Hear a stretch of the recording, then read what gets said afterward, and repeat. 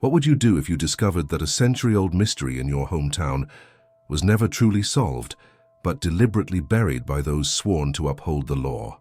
What if the truth behind that mystery was so disturbing that it threatened to unravel not just your community's history, but its very identity?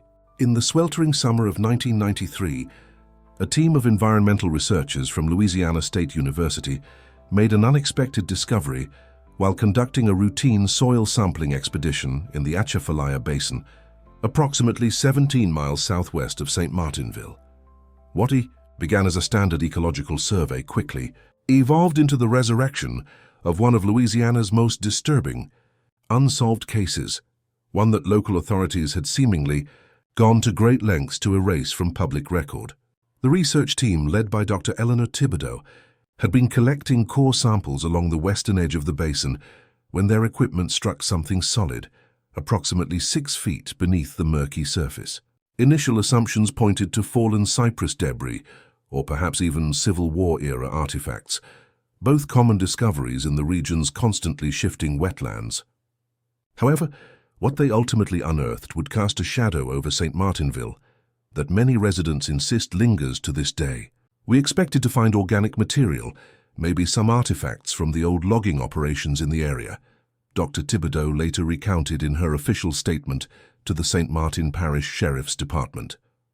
But when we expanded the excavation site and began carefully removing the sediment, we realized we were looking at human remains, and not just a single body, but what appeared to be a deliberately arranged pattern of skeletal remains belonging to multiple individuals. The initial discovery revealed the partial remains of 7 individuals, strategically positioned in a circular formation.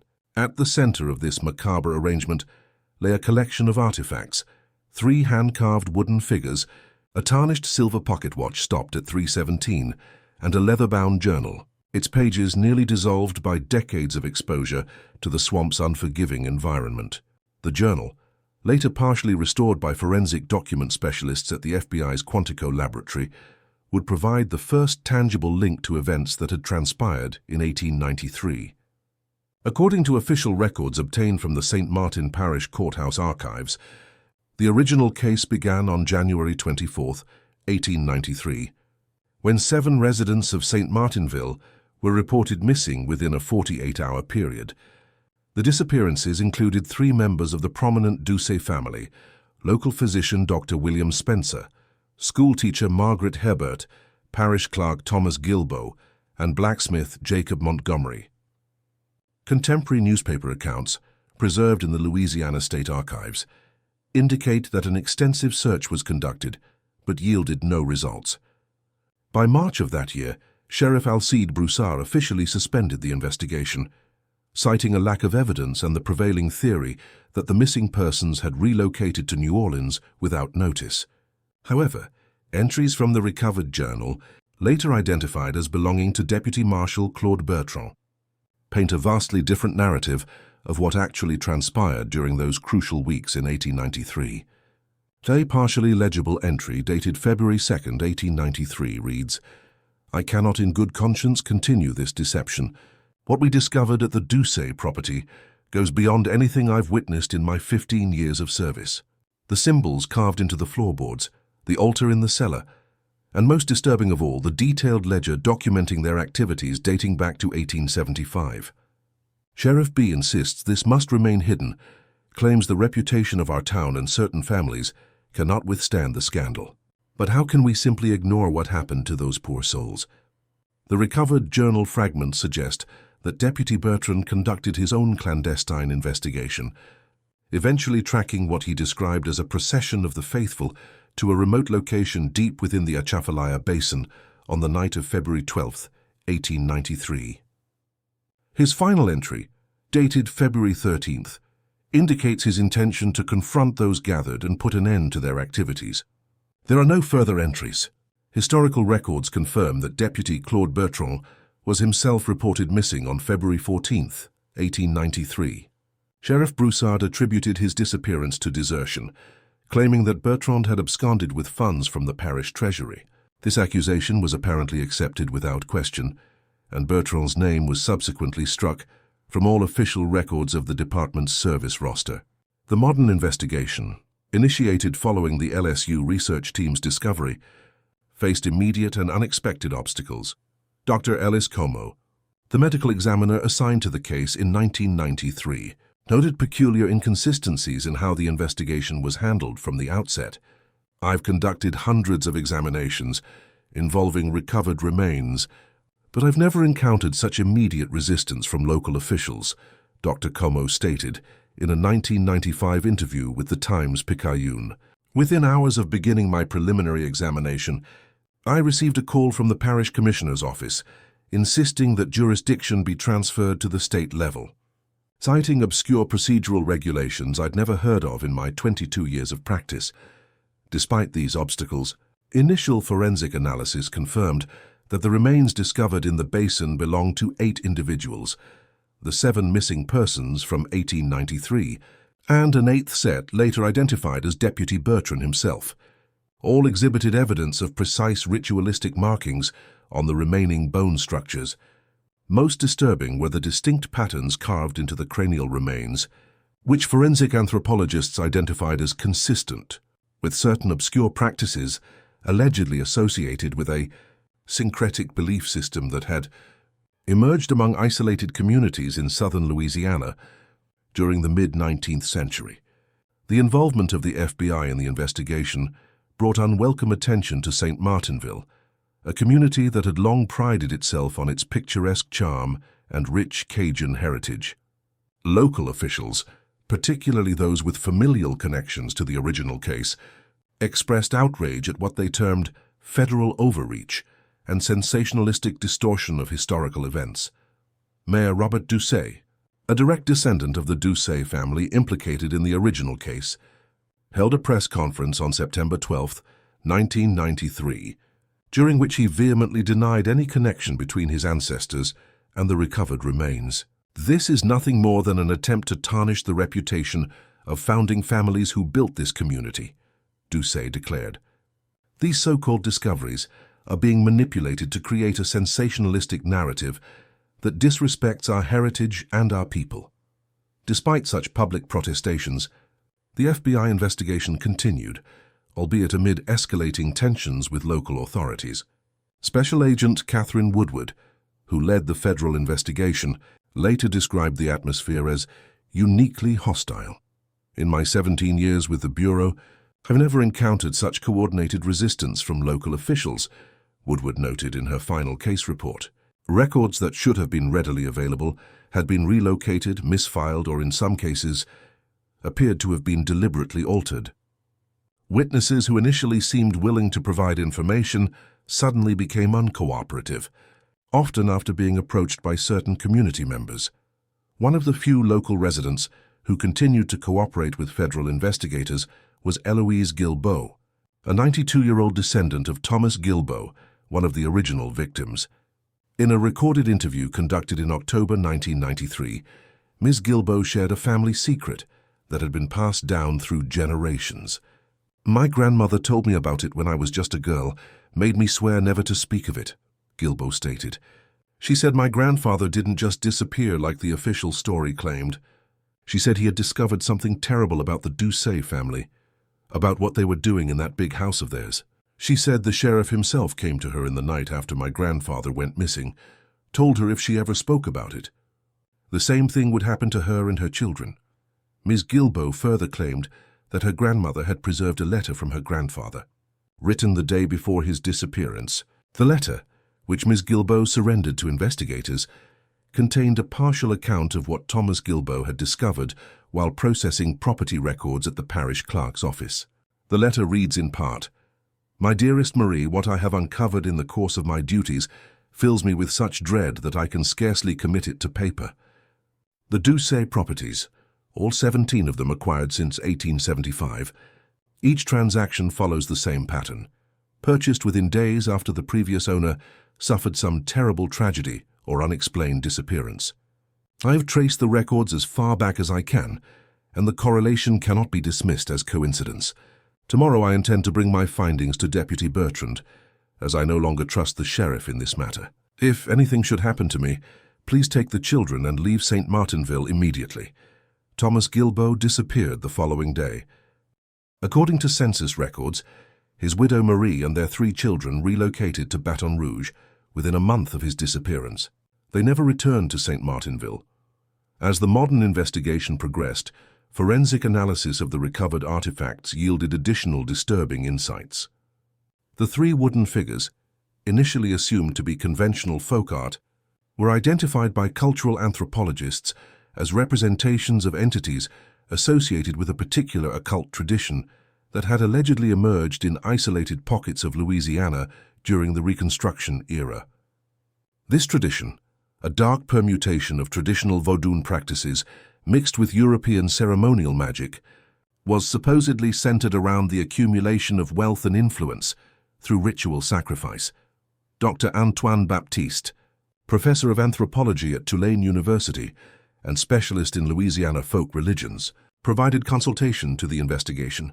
In his assessment, the arrangement of the remains and the accompanying artifacts bore hallmarks of a specific ritual intended to bind the victims' essences to the physical location. What we're looking at here isn't some haphazard disposal of murder victims, Dr. Baptiste explained in his report to investigators. The deliberate positioning, the carved symbols, the specific artifacts placed at the center, all of these elements suggest a sophisticated understanding of certain obscure magical practices. Whoever orchestrated this believed they were conducting a ritual that would harness the life force of the victims to generate specific benefits for the practitioners. Most disturbing of all was Dr. Baptiste's observation regarding the timing of the original disappearances. January 24th through 26th of 1893 coincided with a rare celestial alignment that features prominently in the belief system we're discussing here. According to these traditions, this alignment opens a window during which the boundary between our world and the realm of certain entities becomes permeable, allowing for exchanges of energy, or in the darkest interpretation of these practices, the transfer of life essence from sacrificial victims to the practitioners. As the investigation entered its 3rd month, tensions within St. Martinville reached a breaking point. On November 17, 1993, the St. Martin Parish Historical Society building was destroyed in an overnight fire, resulting in the loss of numerous documents that investigators had been scheduled to review the following day. The fire marshal's report officially attributed the blaze to faulty electrical wiring, though federal investigators noted several inconsistencies in the assessment. 2 weeks later, Dr. Eleanor Thibodeau, whose team had made the initial discovery, was seriously injured in what police described as a single-vehicle accident on Highway 31 just outside St. Martinville. Thibodeau's car apparently veered off the road and struck a cypress tree, though she later had no recollection of the incident. During her recovery, Thibodeau reported receiving numerous anonymous phone calls at her hospital room. The callers never spoke, but in the background she could discern what sounded like ritualistic chanting in a language she couldn't identify. By December 1993, the FBI investigation had stalled amid mounting local resistance and a series of bureaucratic obstacles that Special Agent Woodward described as unprecedented in my experience. Shortly thereafter, federal involvement was officially scaled back, with jurisdiction returning primarily to local authorities, the same authorities that had shown such resistance to the investigation from its inception. The case might have ended there, consigned once again to obscurity, had it not been for the independent efforts of journalist Michael Fontenot, a native of nearby Breaux Bridge and staff writer for the New Orleans Times-Picayune. Fontenot began researching the case for what he initially envisioned as a feature article on unsolved Louisiana mysteries. What he uncovered over the next 2 years would eventually fill 3 notebooks, hundreds of recorded interviews, and ultimately cost him his life. Fontenot's investigation took a crucial turn when he managed to locate and interview retired Sheriff's Deputy Harold Blanchard, who had served in the St. Martin Parish Sheriff's Department from 1965 to 1989. Blanchard, then living in a nursing facility in Lafayette, shared a story he claimed had been passed down through generations of law enforcement officers in the parish, always in strict confidence and never to be discussed outside a select circle. It was like an unwritten rule in the department, Blanchard explained in a recorded interview from January 1995. Nobody ever talked about the Doucet matter, at least not officially. But when a new deputy was brought into the inner circle, they'd be told enough to understand certain arrangements. Certain properties you didn't patrol without specific authorization. Certain names you didn't run background checks on without going through the sheriff personally. Certain complaints you filed in a separate system, never to be entered into official records. When pressed for specifics, Blanchard became visibly uncomfortable but continued. Look, all I know is what I was told. That back in 1893, certain powerful families in St. Martinville made an arrangement with something that wasn't natural. That whatever happened out in those swamps that February gave those families protection, prosperity. And that arrangement didn't end with the original participants. It continued, passed down through the generations. And every 50 years it needs to be renewed. Blanchard died 3 days after this interview, officially from complications related to pneumonia. His family reported that in his final hours, he was in a state of extreme agitation, repeatedly claiming that shadowy figures were gathering outside his window, watching him. The nursing facility, however, was equipped with security cameras, which showed no evidence of any visitors or intruders during the time frame in question. Undeterred, Fontenot continued his investigation, gradually piecing together a disturbing pattern. Using public records, he identified 7 families in St. Martinville who had maintained consistent wealth and influence since the late 19th century, despite economic downturns that had affected virtually every other family in the region. These same families, Fontenot discovered, had experienced remarkably few personal tragedies, diseases, or financial setbacks over multiple generations, a statistical anomaly that defied conventional explanation. More disturbing still was Fontenot's discovery regarding disappearances in St. Martin Parish. Through painstaking research of newspaper archives, missing persons reports and cemetery records, he identified a pattern of disappearances occurring approximately every 50 years, always within the same 3-day window in late January, always involving 7 individuals, and always without resolution. In a journal entry dated December 12, 1995, Fontenot wrote, "The pattern is undeniable now. January 24th through 26th, 1893, 7 disappearances. Same dates in 1943. 7 missing persons cases, all eventually closed as presumed relocations without bodies or evidence. And most recently, those same dates in 1993, exactly 50 years later, 7 people reported missing from communities surrounding St. Martinville. All 7 cases remain officially unsolved, though local authorities have suggested they were likely connected to drug trafficking activities. The same explanation, despite no evidence of drug involvement for any of the victims. In his final documented interview, Fontenot spoke with Father Thomas Landry, a retired priest who had served at St. Martin de Tours Catholic Church from 1952 to 1988. The elderly priest, then residing in a church-operated retirement facility in New Orleans, initially refused to discuss the matter. Only after Fontenot shared the substantial evidence he had gathered did Father Landry reluctantly provide his account. "I first heard the whispers in 1954, Father Landry recalled. "Confessional matters, you understand, which I cannot directly disclose. But I can tell you that over the years, I became increasingly concerned about certain activities taking place in our community, always just beneath the surface of public awareness. By 1943, I had begun keeping my own records, my own observations." Father Landry described how in January 1943, he had noticed unusual gatherings at the Doucet estate, attended by members of several prominent families. Following these gatherings, 7 individuals from surrounding communities disappeared.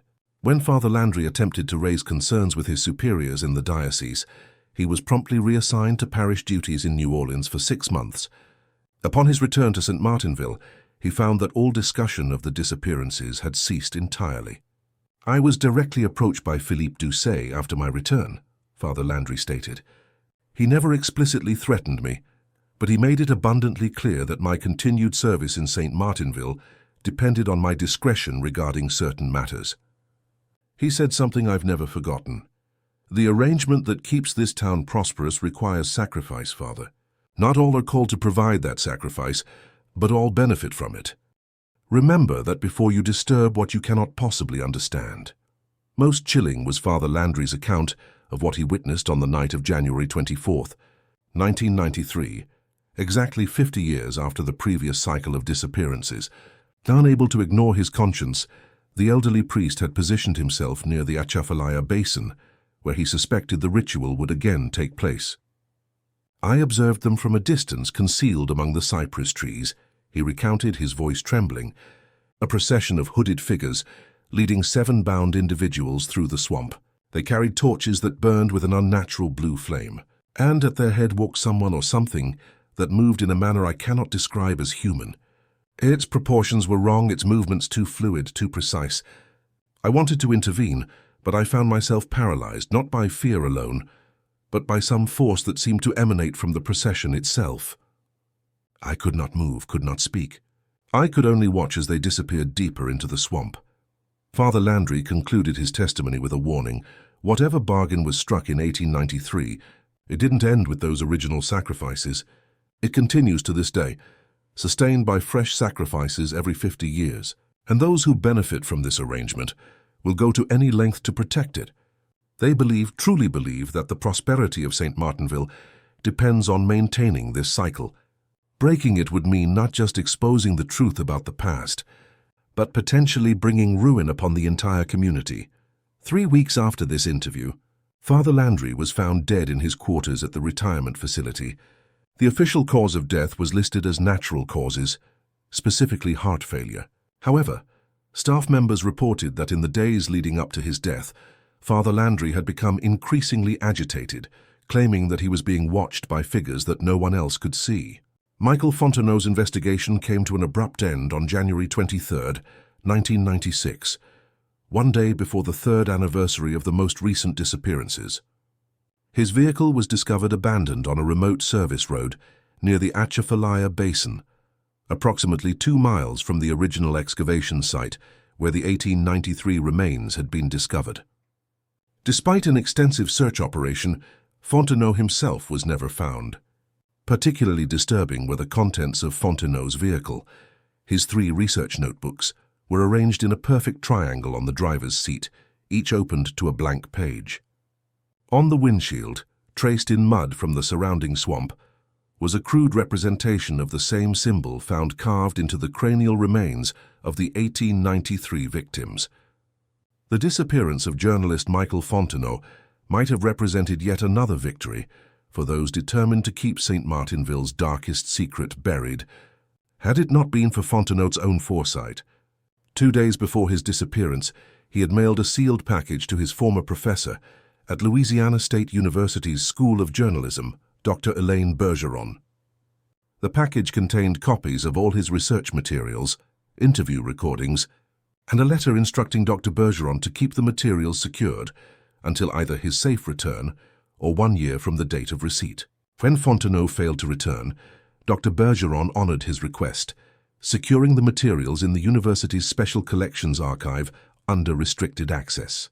Upon the 1-year anniversary of his disappearance, as instructed, she reviewed the materials and made a fateful decision that would ultimately cost her her academic position, but would finally bring the century-old horror of St. Martinville into the light.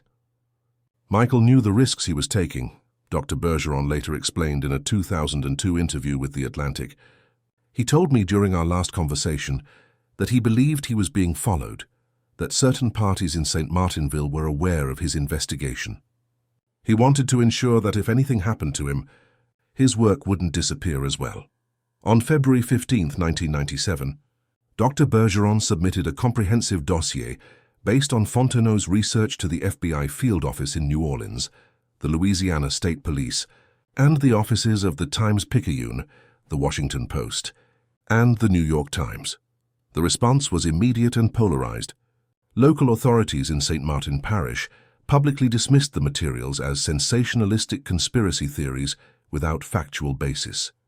The FBI, still smarting from the obstacles encountered during their abbreviated 1993 investigation, initially showed reluctance to re-engage. It was the media attention, particularly a front-page article in the Washington Post titled, centuries of sacrifice, the dark secret of a Louisiana parish, that finally forced authorities to re-examine the case. The article, which carefully presented Fontenot's findings while acknowledging their extraordinary nature, generated national attention and placed immense pressure on both state and federal agencies to respond. Within weeks, a joint task force was established, comprising agents from the FBI, the Louisiana State Police, and representatives from the Louisiana Attorney General's office. Notably absent from this task force was any official representation from St. Martin Parish law enforcement, a deliberate exclusion that spoke volumes about the level of distrust that had developed between local and outside authorities. The task force's investigation began where Fontenot's had ended, with a thorough examination of the pattern of disappearances occurring in 50-year cycles. Using advanced database analysis not available to Fontenot, investigators confirmed his core finding. In January 1893, 1943 and 1993, a total of 7 individuals had disappeared from the St. Martinville area during the same 3-day period. None of these cases had ever been solved. More disturbing was the task force's discovery regarding the profiles of these disappearances. In each cycle, the 7 victims represented the same 7 professions or social roles: a medical practitioner, a record keeper or clerk, a craftsman, an educator, a religious or spiritual figure, a law enforcement officer, and a child under the age of 12. This pattern, once identified, was unmistakable across all 3 cycles. Special Agent David Morrison, who headed the FBI contingent of the task force, later described this discovery as a turning point in the investigation. When we established that pattern, we moved beyond coincidence into the realm of deliberate design. Someone was selecting victims based on specific criteria, repeating the same selection process across 3 different time periods spanning a century. That's not random violence or opportunistic crime, that's ritual. The task force next turned its attention to the financial and property records of the 7 families Fontenot had identified as consistent beneficiaries of St. Martinville's unusual prosperity. Their findings confirmed Fontenot's initial assessment. These families had indeed maintained wealth and influence through economic downturns that had devastated other families in the region. Property records revealed a consistent pattern of acquisition following unexplained deaths or disappearances of previous owners. Most significantly, these acquisitions frequently coincided with the 50-year cycles identified in the disappearance pattern. Dr. Raymond Theriot, a forensic accountant assigned to the task force, noted another disturbing pattern. Each of these families experienced a substantial and unexplained increase in wealth immediately following the January 1893, 1943 and 1993 periods. These increases cannot be attributed to normal business operations, inheritance, or any other conventional source of wealth acquisition. It's as if resources simply manifested in their accounts and holdings. With mounting evidence supporting Fontenot's theories, the task force sought to interview current members of the 7 families identified in the investigation. Their efforts met with consistent resistance, ranging from outright refusal to legal obstruction through an array of attorneys.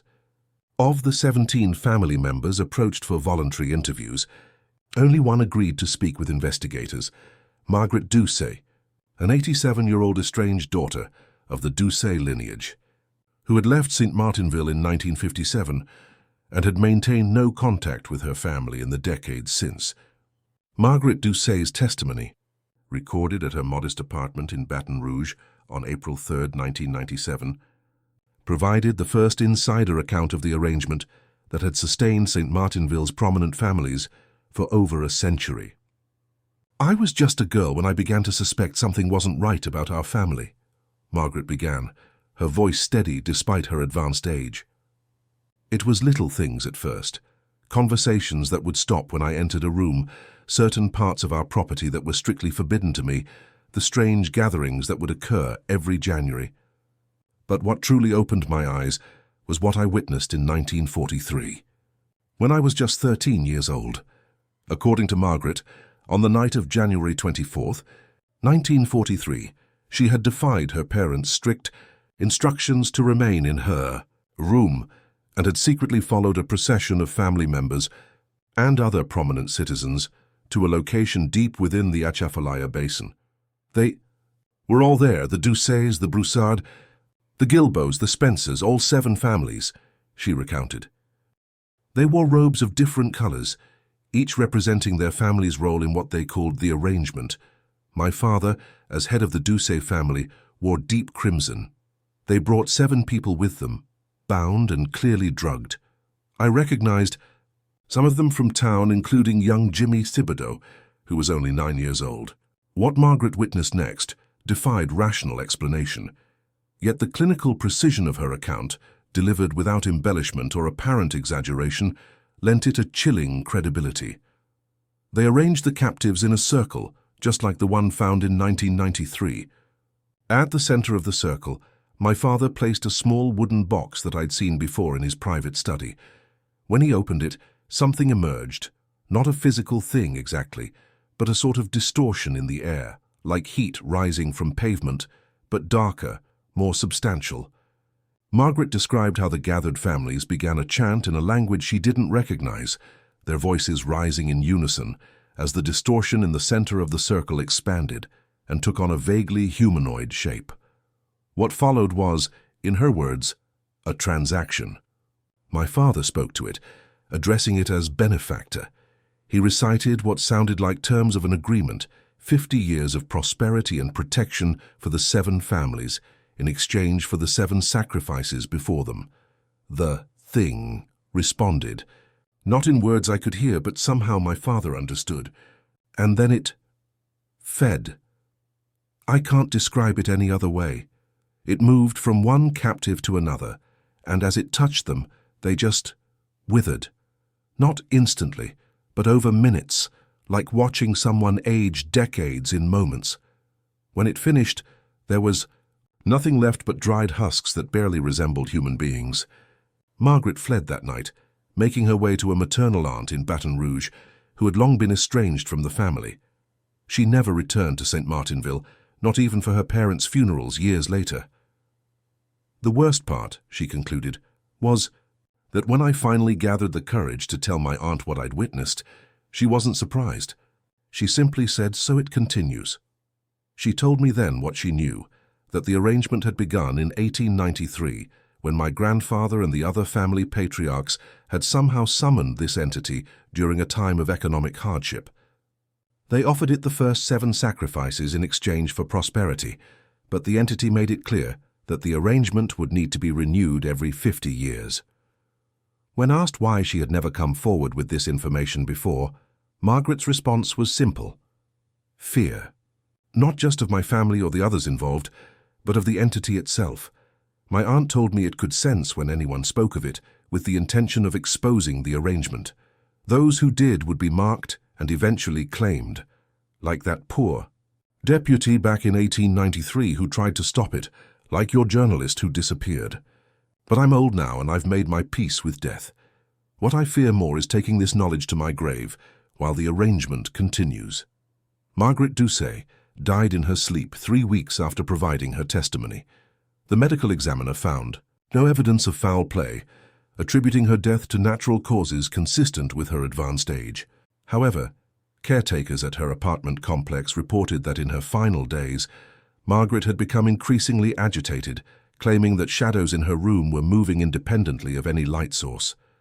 Armed with Margaret Doucet's testimony and the substantial evidence compiled by both Fontenot and their own investigation, the task force petitioned for search warrants targeting properties belonging to the 7 families identified in the case.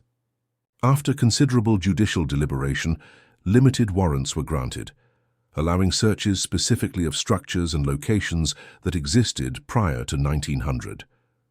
The subsequent searches yielded results that simultaneously validated their suspicions and deepened the mystery. In a hidden sub-basement beneath the original Doucet family home, investigators discovered a circular chamber whose walls were inscribed with symbols matching those found on the cranial remains from 1893. At the center of this chamber stood a stone altar, bearing 7 shallow depressions arranged in a circle. Forensic analysis detected trace amounts of human biological material in these depressions, with radiocarbon dating, suggesting depositions occurring approximately 50 years apart. Most significant was the discovery of a hidden compartment beneath the altar, containing a leather-bound volume whose pages were filled with handwritten text in multiple languages, some recognized as Latin and Greek, others defying immediate identification. Interspersed with the text were intricate diagrams depicting astronomical alignments, anatomical studies, and complex symbolic arrangements. Dr. Evelyn Monroe, a linguistics professor from Tulane University specializing in dead languages, was contracted to analyze the text. Her preliminary assessment sent shockwaves through the investigation team. What we're looking at appears to be a grimoire, essentially a manual of ceremonial magic, but unlike any I've encountered in my 30 years of study, Dr. Monroe reported. The text references entities and practices that bear some resemblance to certain obscure European occult traditions, but with significant deviations that suggest adaptation to incorporate elements of Louisiana voodoo and perhaps older indigenous practices specific to the region. According to Dr. Monroe's analysis, the grimoire detailed a specific ritual designed to summon an entity identified only as the benefactor. The ritual required 7 sacrifices, each representing a specific aspect of human community: healing, the medical practitioner; memory, the record keeper; creation, the craftsman; knowledge, the educator; faith, the religious figure; order, the law enforcement officer; and potential, the child. These sacrifices, properly prepared and offered during a specific celestial alignment occurring every 50 years, would secure the entity's favor in the form of protection and prosperity for those who maintained the arrangement. Most disturbing was Dr. Monroe's translation of a passage apparently added to the grimoire in 1893, which read, "The benefactor accepts our offering and establishes the arrangement for 50 years hence. We and our descendants shall know protection from disease, financial ruin, and untimely death. Our endeavors shall prosper beyond natural expectation. In return, when the stars align in the specified configuration, we shall provide the 7 vessels through which the benefactor may feed. The vessels must be prepared according to the prescribed method and presented at the appointed place. Should we fail in this obligation, the benefactor shall claim not 7, but 7-fold 7 from among our own bloodlines." As the investigation progressed, the task force encountered mounting resistance from both local officials and, more troublingly, from within their own organizations. Search warrants for additional properties were denied without explanation. Evidence submitted for laboratory analysis was reported lost or damaged in transit. Personnel assigned to the investigation were abruptly reassigned to other cases or departments. Special Agent Morrison later described this period as institutional gaslighting on an unprecedented scale. In his personal journal, later submitted as evidence during congressional hearings into the case, Morrison wrote, "Something beyond normal corruption or obstruction is at work here. Key officials who previously supported our investigation are suddenly recusing themselves or actively working against us.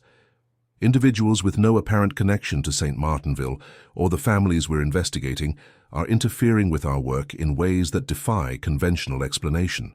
By June 1997, the task force had been effectively disbanded through a combination of budget reallocations, personnel transfers, and administrative directives, citing resource optimization. The investigation might have ended. They're relegated once again to the realm of conspiracy theory and local legend, had it not been for an unexpected development from the most unlikely of sources. On July 17, 1997, attorneys representing Thomas Doucette, the 37-year-old grandson of Margaret Doucette and current patriarch of the Doucette family, contacted the Louisiana Attorney General's office, requesting a confidential meeting. In exchange for immunity from prosecution for himself and certain family members, Thomas offered to provide complete and truthful testimony regarding the matter known as the arrangement, its origins, operations, and current status. The resulting immunity agreement, negotiated over several tense weeks, ultimately led to Thomas Doucette's sworn deposition on August 28, 1997. Over the course of 11 hours, Doucette provided what investigators described as the most comprehensive and disturbing account of organized occult activity ever documented in American jurisprudence. According to Thomas Doucet, the arrangement originated in 1892 during a period of severe economic hardship in St. Martinville. His great-great-grandfather, Etienne Doucet, had discovered references to an ancient summoning ritual in documents acquired from a French occultist who had fled to Louisiana following the French Revolution. Desperate to reverse his family's declining fortunes, Etienne shared this discovery with 6 other struggling patriarchs from prominent local families. The original 7 families were bound by desperation more than friendship, Thomas explained. Each was facing financial ruin, and each was willing to pay virtually any price to avoid it. They spent months preparing for the ritual, which could only be performed during a specific celestial alignment occurring in January 1893. When the time came, they abducted 7 individuals who matched the required profiles and performed the summoning in a location deep within the Atchafalaya Basin. What emerged from that summoning, by Thomas's account, defied conventional categorization. For the entity they contacted exists in dimensions adjacent to our own, he stated. It's not a demon in the Christian sense, nor a spirit in the Vodun tradition. The closest approximation, in our limited understanding, might be a type of interdimensional parasite that feeds on human life, essence, while simultaneously conferring benefits to those who facilitate its feeding. The terms of the arrangement were simple yet horrifying. Every 50 years, when the specific celestial alignment recurred, the descendants of the original 7 families would provide 7 new sacrifices, matching the required profiles. In return, all members of these families would enjoy supernatural protection from disease, accident, and financial ruin. Their business ventures would prosper regardless of market conditions, and they would maintain their positions of influence within the community. It's not simply good fortune, Thomas clarified. It's active intervention in the fabric of probability. Family members who should have died in accidents somehow survived unscathed. Investments that should have failed mysteriously turned profitable. Diseases that should have progressed went into spontaneous remission. We came to take these miracles for granted, to see them as our birthright. The responsibility for maintaining the arrangement passed from generation to generation, with each family designating custodians to oversee specific aspects of the ritual. The Doucet family, as originators of the arrangement, maintained primary responsibility for the actual summoning. The Broussard family, having controlled local law enforcement for generations, ensured that investigations into the disappearances were properly misdirected. The remaining families managed various logistical aspects, from identifying suitable sacrifices to disposing of evidence. When asked about his own participation, Thomas was forthright. I was inducted into the arrangement on my 21st birthday, as is tradition. I was present for the 1993 ritual, though I was not yet in a leadership role. I observed as my father and the other family heads conducted the ceremony. I witnessed the feeding, and yes, I benefited from the arrangement, as did all family members, whether they knew its source or not. Thomas's decision to break the generations-long silence came, by his account, following a series of disturbing developments within the inner circle of families. Something has changed, he explained. The entity, the benefactor as we call it, has begun manifesting outside the 50-year cycle. Several family members have reported seeing it in their homes, particularly at night. Others have experienced what can only be described as partial feedings, episodes where they temporarily lose physical vitality, as if something were drawing energy from them. Most alarming was Thomas's claim that several children born to the 7 families since 1993 had exhibited disturbing behavioral and physiological abnormalities. They're not entirely human, he stated after considerable hesitation. They develop normally physically, but there's something fundamentally wrong with their cognitive and emotional responses. They don't experience empathy or fear in normal ways, and some have demonstrated abilities that can't be explained by conventional science, knowing things they couldn't possibly know, influencing electronic devices through proximity, affecting the emotional states of people around them.